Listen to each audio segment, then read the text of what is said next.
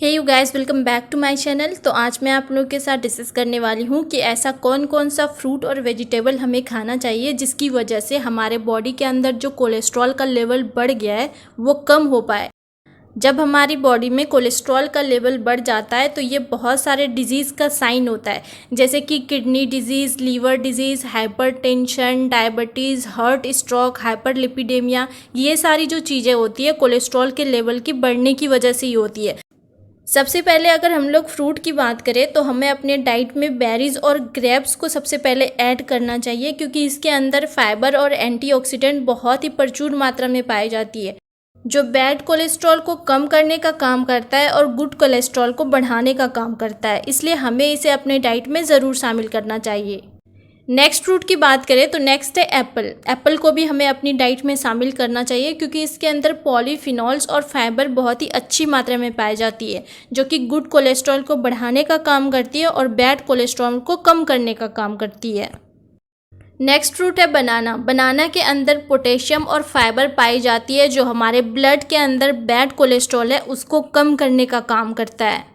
Next fruit की बात करें तो नेक्स्ट है पाइन एप्पल। पाइन एप्पल में ब्रोमेलाइन नामक का एंजाइम पाया जाता है, जो कि बैड कोलेस्ट्रॉल को कम करने का काम करता है। बैड कोलेस्ट्रॉल को ब्रेक करता है ये, जो कि आर्टरी में डिपॉजिट रहती है हमारे ब्लड के आर्टरीज में, उसको ब्रेक करके बैड कोलेस्ट्रॉल को कम करता है।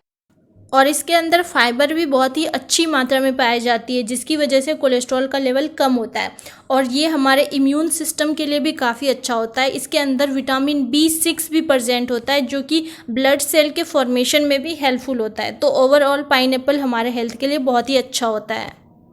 नेक्स्ट फ्रूट है पपाया। पपाया के अंदर विटामिन C, पोटेशियम और एंटीऑक्सीडेंट बहुत ही प्रचुर मात्रा में पाई जाती है और कच्चे पपीता में ज़्यादा पाया जाता है, इसलिए हमें कच्चे पपीते का सेवन ज़्यादा करना चाहिए।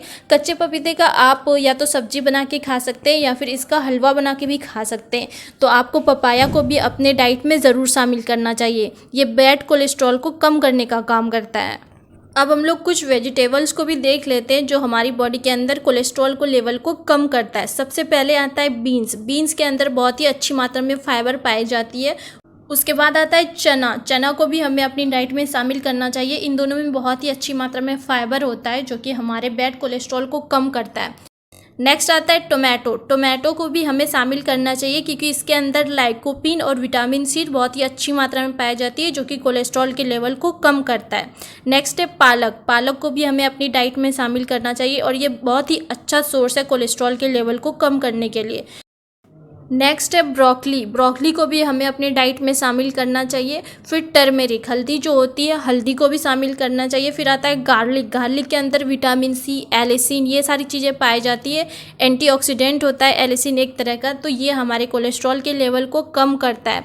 फिर आता है एस्पैरागस, जिसको शतावरी कहते हैं, इसको भी हमें अपने डाइट में शामिल करना चाहिए। फिर आता है ग्रीन टी। ग्रीन टी भी बहुत ही अच्छा सोर्स है कोलेस्ट्रॉल के लेवल को कम करने के लिए। तो ये सारे बहुत ही कॉमन फ्रूट और वेजिटेबल थे जो मैंने आपको बताए, जो आपको रेगुलर बेसिस पे खाना चाहिए, जिसकी वजह से आपके बॉडी में कोलेस्ट्रॉल का लेवल कम होगा, जिसकी वजह से आपको डायबिटीज़ है या फिर हाइपरटेंशन की प्रॉब्लम है, तो इन सारी चीज़ों से आपको छुटकारा मिल सकता है।